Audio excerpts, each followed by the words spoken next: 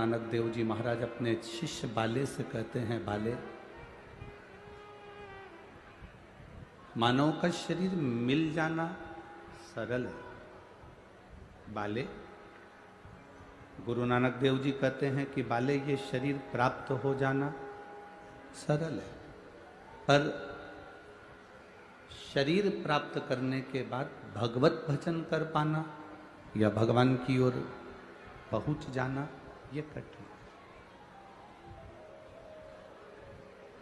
आप और हम 2 कदम चलकर भी अगर शिव महापुराण की कथा तक पहुंचे हैं, आप और हम 2 कदम चलकर भी शंकर के मंदिर तक पहुंचे हैं, आप और हम 2 कदम चलकर भी शिव की चौखट तक पहुंचे हैं, तो ये अंदाजा लगा कर रखना कि जैसे बगीचे में बहुत सारे फूल लगे होते हैं, माली सारे फूलों को नहीं तोड़ता। माली जो फूल दिखने में सुंदर हो, जो फूल सुगंधित हो, जो फूल अच्छा हो, माली उस फूल को तोड़ता है। घर में रहने वाले तो देवर भी है, जेठ भी है, परिवार भी है, कुटुंब भी है, कबीला भी है, सब कोई हमारे घर में रह रहा है, पर सब भगवान की कथा में नहीं जा सकते, सब शंकर भगवान के दरवाजे पर नहीं जा सकते, सब शिव की चौखट पर नहीं पहुंच सकते। भगवान शंकर के करीब में शिव महापुराण तक वही पहुंचता है, वही पुष्प शिव के करीब पहुंचता है जिसको देवाधिदेव महादेव ने चुन रखा होता है।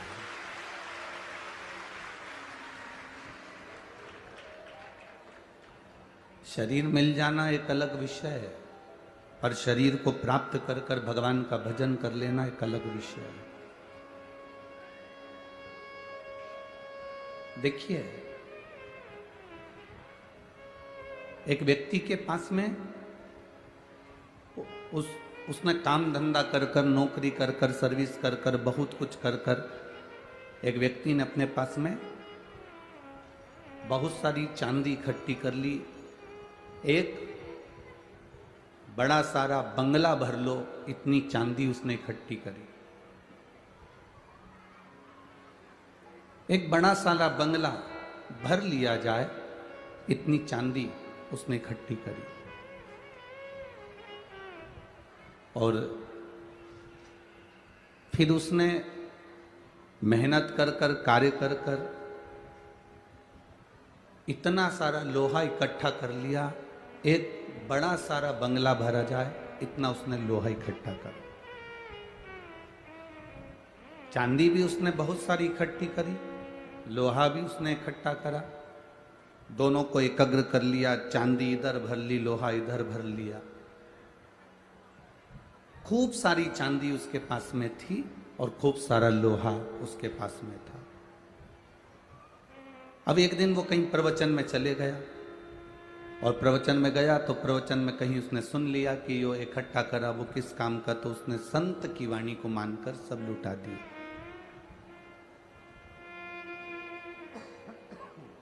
अपने नगर में उसने सूचना कर दी, अपने गांव में उसने सूचना कर दी कि गांव के लोग, नगर के लोग, मेरे पास में चांदी और लोहा दोनों चीज हैं, सुबह 9 बजे से आप मेरे दरवाजे पर आना, सब लूट के ले जाना। अब चांदी भी लूट लो, लोहा भी लूट लो। आपको अगर सूचना मिले या हमको सूचना मिले या किसी व्यक्ति को सूचना मिले कि चांदी भी लुटाई जा रही है और लोहा भी लुटाया जा रहा है, तो लूटने वाला सबसे पहले क्या लूटेगा? चांदी लूटेगा। ये लोहा नहीं लूटेगा। लोग लोहा कितने का उठाएंगे, थोड़ा बहुत पैसा मिलेगा, पर चांदी का पैसा तो अच्छा नहीं। सब गांव के लोगों ने विचार कर लिया कि कल चांदी और लोहा दोनों लुटाया जाएगा, चलो लूटेंगे। और सारे गांव के लोग लूटने के लिए चले।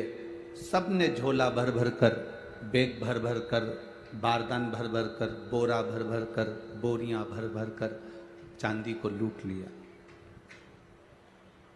अब कुछ लोग रह गए, थोड़े से लोग लूटने से रह गए, तो उन्होंने देखा कि चांदी तो खत्म हो गई, तो उन्होंने कहा क्या करो, कुछ नहीं मिल रहा तो लोहा ही लूट के ले चलो। हालांकि उनको मालूम है कि लोहे की कोई कीमत इतनी नहीं है जितनी चांदी की है, पर करो क्या, उन्होंने लोहा लूटा, ले गए। चांदी वाले चांदी लेकर चले गए, लोहे वाले लोहा लेकर चले गए, पर जो लोहा लेकर गए उनका दिल चांदी वालों को देखकर बड़ा दुख रहा था, क्योंकि चांदी जिन्होंने इतनी सारी लूटी उनको लाखों रुपए प्राप्त हो जाएंगे, और लोहा हमने इतना सारा लूट भी लिया तो कितने रुपए, 200-500 रुपए इकट्ठे हो पाएंगे, 1000 रुपए इकट्ठे हो पाएंगे। कबाड़े में कितने का लोहा जाएगा? कबाड़े में लोहा जाएगा भी तो जाएगा कितने का, तो थोड़ा सा लोहा हमें प्राप्त हो, थोड़ा सा पैसा हमें प्राप्त हो।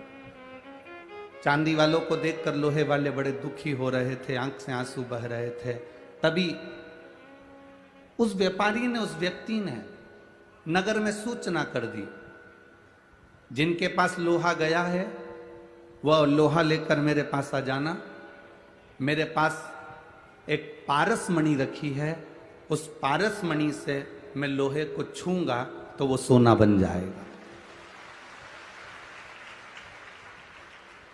जिनके पास लोहा पहुंचा है वो उस लोहे को लेकर मेरे पास आना। मैं पारस मणि मेरे पास में है, उस पारस मणि को मैं लोहे से छूंगा और वो पारस मणि का छुआ हुआ लोहा सोना बन जाएगा। पारस मणि का छुआ हुआ लोहा सोना बन जाएगा। अब जितने लोहे वाले थे वो अपने अपने लोहे को लेकर व्यापारी के पास, सेठ जी के पास गए। उसने पारस मणि से लोहे को छुआ, सोना बनते चले गए।